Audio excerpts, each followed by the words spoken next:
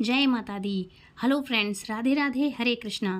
Friends, आज हम बात करेंगे गुप्त नवरात्रि की तीसरी महाविद्या माँ त्रिपुर सुंदरी के बारे में। गुप्त नवरात्रि के तीसरे दिन देवी त्रिपुर सुंदरी, जिन्हें शोषणी भी कहा जाता है, इनकी पूजा की जाती है आज के दिन।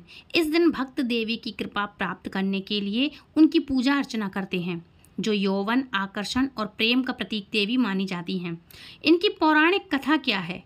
तो पौराणिक कथाओं के अनुसार एक बार देवराज इंद्र और स्वर्ग राज्य को भांडासुर नामक राक्षस ने घेर लिया था। भयभीत इंद्र नारद मुनि के पास गए और इस समस्या का समाधान पूछा।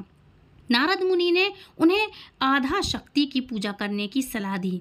इंद्र ने देवी की आराधना की, जिसके बाद देवी त्रिपुर सुंदरी प्रकट हुई और भांडासुर का वध करके देवता को भयमुक्त किया। एक अन्य कथा के अनुसार भगवान शिव के तीसरे नेत्र से कामदेव भस्म हो गए थे। माता पार्वती ने उस भस्म से एक पुतला बनाया और भगवान शिव से उसमें प्राण डालने का अनुरोध किया। शिव जी ने उस पुतले में प्राण डाले, जिससे एक बालक उत्पन्न हुआ। इस बालक का नाम त्रिपुरासुर रखा गया। त्रिपुरासुर ने तीनों लोकों में आतंक मचाया और देवराज इंद्र के स्वर्ग पर भी अधिकार उसने अपना जमा लिया। तब इंद्र नारद मुनि के पास गए और उनसे सहायता मांगी। नारद मुनि ने देवी त्रिपुर सुंदरी की पूजा करने की सलाह दी। देवी त्रिपुर सुंदरी ने त्रिपुरासुर का वध किया और देवताओं को उनके आतंक से मुक्ति दिलवाई। इसलिए माँ त्रिपुर सुंदरी की पूजा की जाती है। इसका महत्व क्या है? तो देखो, गुप्त नवरात्रि के तीसरे दिन देवी त्रिपुर सुंदरी की पूजा करने से भक्तों को आकर्षण, सौंदर्य, प्रेम और सुख समृद्धि की प्राप्ति होती है। अब बात कर लेते हैं इनकी पूजा विधि क्या है। तो प्रातःकाल या रात के समय फिर से स्नान करने के बाद सुबह जो आप करते हैं स्नान, वो पूजा अलग है, लेकिन इनकी पूजा 10 महाविद्याओं की पूजा रात के समय होती है, एकांत में होती है। इसलिए शाम के समय फिर से स्वच्छ वस्त्र धारण करें नहाने के बाद, और एक चौकी पर सफ़ेद वस्त्र बिछाकर देवी त्रिपुर सुंदरी की मूर्ति या चित्र को स्थापित करें। देवी को कुमकुम, अक्षत, फूल और फल आदि अर्पित करें। देवी को दूध से बनी हुई मिठाई या खीर का भोग लगाएं। और इनका बीज मंत्र कौन सा है? तो आपको बता दें, इनका बीज मंत्र ओम ऐं ह्रीं श्रीं त्रिपुर सुंदरी नमः। इस मंत्र का आप 108 बार माला जाप कर सकते हैं। ध्यान रखिएगा, स्फटिक की माला हो, कमलगट्टे की माला हो, या रुद्राक्ष की माला हो, या फिर लाल चंदन की माला हो, किसी भी देवी मंत्र में आप इन मालाओं का प्रयोग कर सकते हैं। चंदन की माला भगवान श्री कृष्ण की माला के लिए भी उपयुक्त होती है, मतलब उनकी भक्ति के लिए, और तुलसी की माला भगवान श्री कृष्ण के लिए होती है। लेकिन ये जो मैंने मालाओं के नाम बताए हैं, ये कोई भी देवी साधना के लिए उनके भक्त उनकी माला जाप के लिए इन्हीं चीज़ों का इस्तेमाल करते हैं। स्फटिक की माला, रुद्राक्ष की माला, कमलगट्टे की माला, या फिर लाल चंदन की माला, ये माँ के किसी भी मंत्र जाप के लिए ये माला सही होती है। तो आप इन्हीं मालाओं से जाप करें। अंत में माँ देवी की आरती उतारें और उनसे अपनी मनोकामना कहें, और लास्ट में अपनी जो भी पूजा में भूल चूक करी हो उसकी माफ़ी मांगे। अंत में कन्याओं को प्रसाद वितरण करें। कन्याएं ना हो तो आप घर में ही गुप्त तरीके से प्रसाद ले सकते हैं, दे सकते हैं। और यदि कोई ना हो तो बाहर जाकर बाहर की कन्याओं को आप ये प्रसाद वितरण कर सकते हैं। और फिर भी कोई ना मिले तो फिर आप गाय को ये प्रसाद खिला सकते हैं। नवरात्रि के तीसरे दिन माँ त्रिपुर सुंदरी को समर्पित होता है। इस दिन विधि विधान से पूजा और व्रत करना बहुत ही शुभ माना जाता है। मान्यता यह है कि ऐसा करने से व्यक्ति को माँ त्रिपुर सुंदरी के आशीर्वाद मिलता है और जीवन की सभी परेशानियां दूर हो जाती हैं। हिंदू धर्म में नवरात्रि की विशेष महत्व रखते हैं ये दिन। माता रानी के साल में 4 बार नवरात्रे आते हैं, जिसमें से 2 प्रत्यक्ष होते हैं, मतलब 2 उजागर होते हैं, और 2 गुप्त नवरात्रे होते हैं। गुप्त नवरात्र के दौरान 10 महाविद्याओं की पूजा करी जाती है, वो भी गुप्त रूप से। गुप्त नवरात्रि के तीसरे दिन माँ त्रिपुर सुंदरी को होता है और ये उनको समर्पित होता है। एक बात और है, यदि कोई सच्चे मन से इनकी पूजा करे तो माँ सौंदर्य की देवी हैं, बल, बुद्धि, विद्या, सौंदर्य, धन प्राप्ति की देवी हैं। सारे कष्ट दूर करती हैं माँ, और हर घर में सुख समृद्धि का वास होता है यदि जो माँ की पूजा करता है। इसलिए माँ की पूजा पूरे विधि विधान से करें।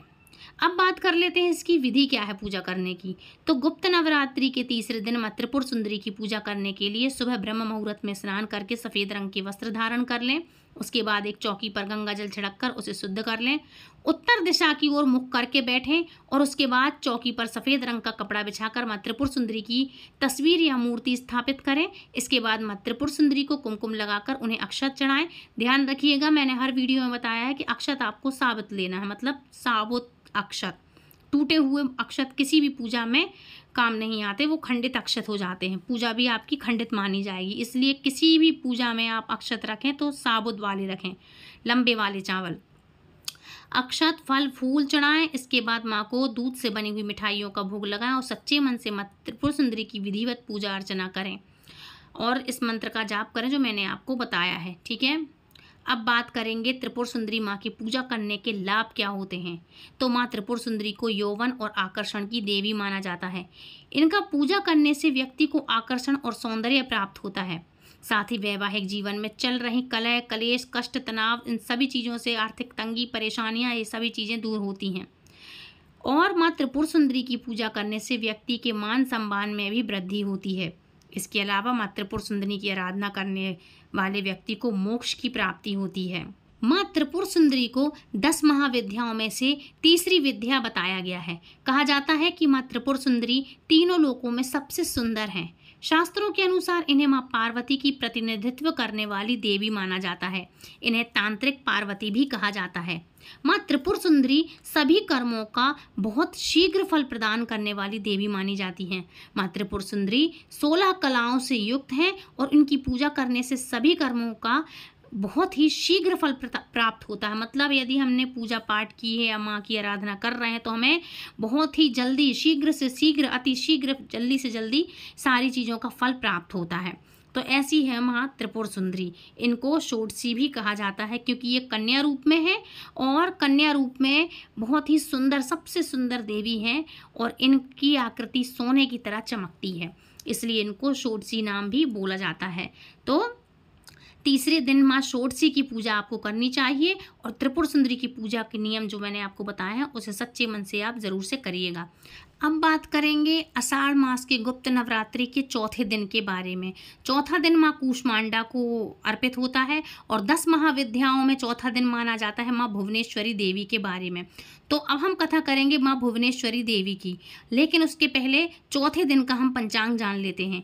तो चौथे दिन के दिन पंचांग के बारे में, मतलब 29 जून के बारे में, तो 29 जून और दिन है रविवार। आज आषाढ़ शुक्ल पक्ष का चौथा दिन रहने वाला है। 29 जून को चतुर्थी तिथि सुबह 9:14 पर समाप्त होगी। इसके बाद पंचमी तिथि प्रारंभ हो जाएगी। ब्रह्म मुहूर्त सुबह 4:12 से लेकर के 5 बजे तक रहने वाला है। सूर्योदय होगा सुबह 5:48 पर और सूर्यास्त होने वाला है शाम को 7:12 पर। आज राहु काल रहेगा और शाम को 4:30 बजे से लेकर के 6 बजे तक रहेगा राहु काल का मुहूर्त। अभिजीत मुहूर्त रहेगा दोपहर को 12:03 से लेकर के 12:57 तक। और आज वज्र योग भी होने वाला है, मतलब 5:59 तक ये वज्र योग रहेगा। बाद में सिद्ध योग प्रारंभ हो जाएगा। अब सुनिए आज की कथा, गुप्त रूप से नवरात्रि की कथा। आपको गुप्त रूप से इनकी साधना करनी चाहिए। तो साधक माँ भगवती के 9 स्वरूपों के साथ साथ 10 महाविद्याओं की भी पूजा करते हैं। खास तौर पर जो लोग तंत्र साधना करते हैं वे गोपनीय तरीके से माँ की आराधना करते हैं। गुप्त नवरात्रियों की महाविद्याओं की पूजा आज के दिन की जाती, मतलब इन 10 दिनों में की जाती है। गुप्त नवरात्रि के चौथे दिन महाविद्या माँ भुवनेश्वरी की पूजा की जाती है और चतुर्थ स्वरूप महाविद्या भुवनेश्वरी माँ मानी जाती हैं। भुवनेश्वरी माँ तीनों लोकों की ईश्वरी मानी जाती हैं। माँ भुवनेश्वरी साक्षात पूरे संसार को धारण करती हैं और इसका पालन पोषण करती हैं। माँ भुवनेश्वरी को जगत माता और जगत धात्री के नाम से भी पुकारा जाता है। माँ भुवनेश्वरी आकाश, वायु, पृथ्वी, अग्नि और जल का निर्माण करती हैं। शास्त्रों में माँ भुवनेश्वरी को मूल प्रकृति कहते हैं।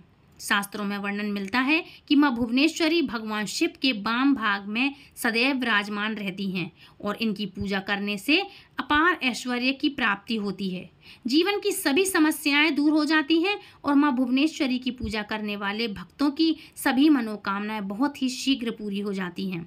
माँ भुवनेश्वरी को शक्ति और सृष्टि कर्म महालक्ष्मी स्वरूप माना जाता है।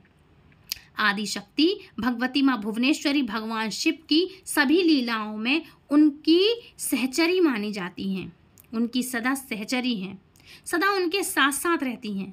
माँ भुवनेश्वरी का स्वरूप बहुत ही सौम्य है और इसके समस्त अंग कांतिमय हैं, समस्त अंग कांति से परिपूर्ण होते हैं। यह अपने सभी भक्तों को अभय और समस्त सिद्धियां प्रदान करती हैं। देवी पुराण के अनुसार मूल प्रकृति का दूसरा नाम भुवनेश्वरी है। माँ भुवनेश्वरी के श्रीअंगों से प्रातः काल के सूर्य के समान आभा निकलती रहती है। माँ अपने मस्तक पर चंद्रमा का मुकुट धारण करती हैं। इनके 3 नेत्र हैं और इनके मुख पर हमेशा मुस्कान छाई रहती है। माँ भुवनेश्वरी देवी की भुजाओं में पाश, अंकुश, भरत तथा अभय मुद्रा विराजमान रहती है।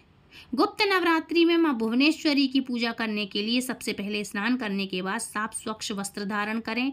फिर लाल या फिर हरे और या फिर नारंगी रंग के वस्त्रों का आपको आज के दिन प्रयोग करना चाहिए। तो आज के दिन आप इन वस्त्रों का प्रयोग कर सकते हैं।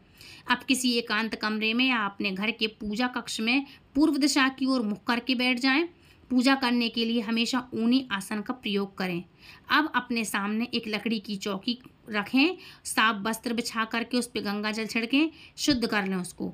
अब एक प्लेट पे रखे हुए उस रोली से त्रिकोण का निर्माण करें। अब इस त्रिकोण में अखंडित अक्षत, मतलब जो खंडित ना हो, मैंने अभी बताया ना, जो साबुत चावल हो, उनको रखें। अब इन अक्षतों पर सिद्ध प्राण प्रतिष्ठा युक्त भुवनेश्वरी यंत्र की स्थापना करें, या मूर्ति हो तो वो भी हो सकती है, या फिर उसके यंत्र की स्थापना करें। भुवनेश्वरी यंत्र के समक्ष अक्षत की 10 ढेरियां बनाएं और इन ढेरियों के ऊपर क्रमशः एक एक लघु नारियल स्थापित करें। अब इन सभी लघु नारियलों में क्रमशः रोली का तिलक लगाएं। इसके बाद भुवनेश्वरी यंत्र के समक्ष शुद्ध घी का दीपक प्रज्वलित करें और यंत्र का पूजन करें, ध्यान करें। अब दोनों हाथ जोड़कर माँ भुवनेश्वरी का सच्चे मन से ध्यान करके धूप, दीप, अक्षत, पुष्प आदि से पूजा करें और भुवनेश्वरी माँ महाविद्या मंत्र का आप जाप करें। आप ओम देवी भुवनेश्वरी नमः इस मंत्र का जाप भी कर सकते हैं, या फिर उधिन धुति किरीटाम तुंगम कच्चा नाम नयनम त्रय युक्ताम स्मेर मुखिम वर्धनाम कुश पाशा भाति कराम भजते भुवनेश्वरी इस मंत्र का आप जाप कर सकते हैं। यथासंभव जाप करेंगे तो आपको अच्छे ही बेनिफिट मिलेंगे, या नहीं कर सकते तो ओम भुवनेश्वरी माँ की जय हो, भुवनेश्वरी माँ की जय हो, इस तरह से आप कर सकते हैं। कुछ नहीं आता तो जय माता की। तो मंत्र का आप जाप करें। सफ़ेद हकीम की माला से ही आपको इसका जाप करना है। ध्यान रखिए 10 महाविद्याएं हैं। ये जो गुप्त नवरात्रि में महाविद्याएं हैं, इनके बहुत ही अलग नियम होते हैं, इसलिए अलग अलग चीज़ें होती हैं। ये बहुत रेयर है जो मैंने आपको बताया है। ये सफ़ेद हकीक की माला से ही इनकी आपको वंदना पूजा करनी चाहिए, मतलब इनके माला जाप करना चाहिए। यदि आप इस मंत्र का जाप नहीं कर रहे हैं तो आप केवल सच्चे मन से माँ भगवती महाविद्या भुवनेश्वरी से प्रार्थना करके उनसे अपनी मनोकामना पूर्ति की कामना कर सकते हैं। जैसा मैंने बताया है, स्फटिक की माला है, रुद्राक्ष की माला है। इन माला से नॉर्मल तरीके से आप माँ का कोई भी नाम स्मरण कर सकते हैं, कोई भी नाम का जाप, उनका ध्यान कर सकते हैं। अगर आप चाहें तो माँ भुवनेश्वरी की पूजा किसी शिव मंदिर में भी जाकर के कर सकते हैं। इसके लिए पहले किसी शिव मंदिर में जाकर षोडशोपचार द्वारा भगवती भुवनेश्वरी की पूजा करें और गाय के घी का दीपक जलाएं, कपूर जलाकर धूप जलाएं, भुवनेश्वरी को सफ़ेद पुष्प, चंदन, अक्षत, इत्र अर्पित करें, दूध, शहद अर्पित करें। साथ ही माँ भुवनेश्वरी को मावे या मावे से बनी हुई किसी भी तरह की मिठाई का भोग लगाएं और ओम श्रीम भुवनेश्वराय नमः इस मंत्र का 108 बार आप जाप कर सकते हैं। भुवनेश्वरी देवी की पूजा संपन्न करने के बाद माँ को चढ़ाए गए भोग को किसी भी सुहागिन महिला को आप दे सकते हैं, और अगर ऐसा करना संभव ना हो तो माँ पार्वती जी के चरणों में आप वहाँ प्रसाद अर्पित कर करके आ जाइए। यदि आप ऐश्वर्य प्राप्त करना चाहते हैं तो माँ भुवनेश्वरी पर रात रानी की इत्र की जो बोतल आती है उससे आप इत्र को आप माँ को अर्पित करें, और पारिवारिक समस्याओं को दूर करने के लिए भुवनेश्वरी को 12 सफ़ेद पुष्प अर्पित कर सकते हैं। इसकी कोई विशेष मनोकामना है किसी की, उसकी मनोकामनाएं पूर्ण हो जाती हैं और मनोकामना पूर्ति आप चाहते हैं तो माँ भुवनेश्वरी पर चढ़े हुए अक्षतों को आप अपने घर में किसी भी सुरक्षित जगह पर छुपा करके ला करके रख सकते हैं। आपकी मनोकामना पूरी होने के बाद उन अक्षतों का आप विसर्जन भी कर सकते हैं। माँ भुवनेश्वरी की पूजा में कुछ बातों का भी ध्यान आपको रखना होता है, जैसे महाविद्या माँ भुवनेश्वरी की उपासना करने के लिए उपासक को सिद्ध प्राण प्रतिष्ठा, भुवनेश्वरी यंत्र, सफ़ेद हकी की माला, रुद्राक्ष की माला, 10 लघु नारियल, यह 3 चीज़ें होना अति आवश्यक होता है। लघु नारियल का वास्तुशास्त्र में विशेष महत्व माना जाता है, चाहे लक्ष्मी पूजन में हो या चाहे किसी भी तरह का हो। विशेष रूप से नारियल का, इसका लघु नारियल का विशेष उपयोग होता है मतलब प्रयोग किया जाता है। तांत्रिक लोग भी इन लघु नारियल का विशेष रूप से प्रयोग करते हैं। दरअसल जो छोटे नारियल होते हैं उन्हें लघु नारियल कहते हैं। लघु नारियल को पूजा घर में रखना बहुत ही शुभ माना जाता है। नारियल की पूजा करने से घर में धन संबंधी समस्याएं भी दूर हो जाती हैं। भुवनेश्वरी की साधना हमेशा 4 से 6 बजे के बीच में रात के समय करना चाहिए, और नहीं, सुबह के टाइम ये करें आप 4 से 6 बजे के बीच में, और रात को 1:15 के समय के बाद ही आपको रात में इनकी पूजा आपको करनी चाहिए। पूजा करने के बाद भुवनेश्वरी कवच का आप चाहें तो पाठ कर सकते हैं। भुवनेश्वरी की यह साधना 11 दिनों की होती है। जो तांत्रिक लोग होते हैं उनके लिए यह नियम होता है, लेकिन केवल गुप्त नवरात्रि के बहुत ही सरल आसान विधि से व्रत रख सकते हैं, यदि आप ये करना नहीं चाहते हैं तो। अब बात करते हैं माँ भुवनेश्वरी की कथा के बारे में। पौराणिक कथा के अनुसार काल की शुरुआत में ब्रह्मा, विष्णु और महेश जगत की संरचना प्रारंभ कर रहे थे। एक उड़ता हुआ रथ उनके सामने आया और एक आवाज ने उन्हें रथ में बैठने का आदेश दिया। जैसे ही त्रिदेव रथ में बैठे, यह मन की गति से उड़ने लगा और उन्हें एक अजीब से स्थान पर लेकर गया। यह स्थान असल में रत्नों का द्वीप था, जिसके चारों तरफ अमृत का सागर और मनमोहक आकर्षण जंगल थे। जैसे ही त्रिदेव रथ के बाहर उतरे, वह स्त्री स्वरूप में बदल गए।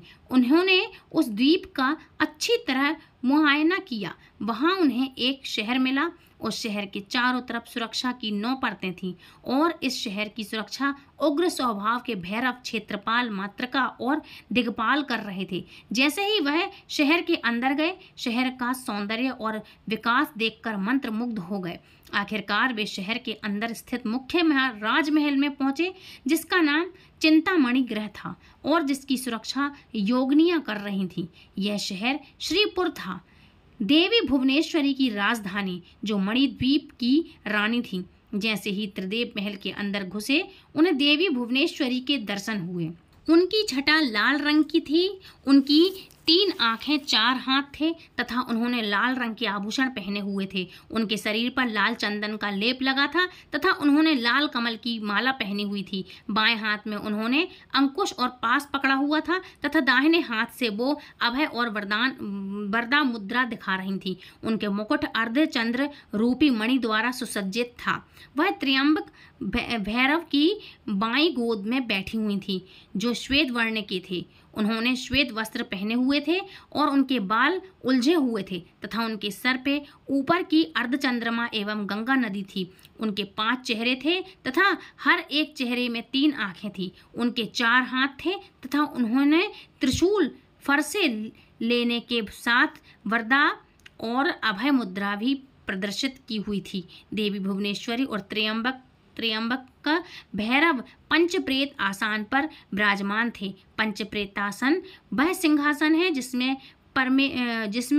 परम शिवा गद्दी के रूप में तथा 5 पैरों के स्थान पर सदाशिव, ईश्वर, रुद्र, विष्णु और ब्रह्मा स्थापित हैं।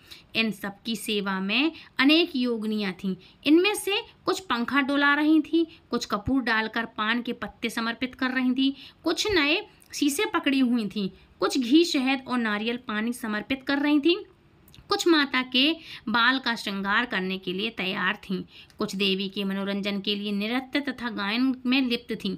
त्रिदेव ने वहां पर असंख्य ब्रह्मांड देखे। हर ब्रह्मांड में उन्हीं की तरह ही त्रिदेव थे और यह सब उन्होंने माता भुवनेश्वरी के पैरों के नाखून में ही देख लिया।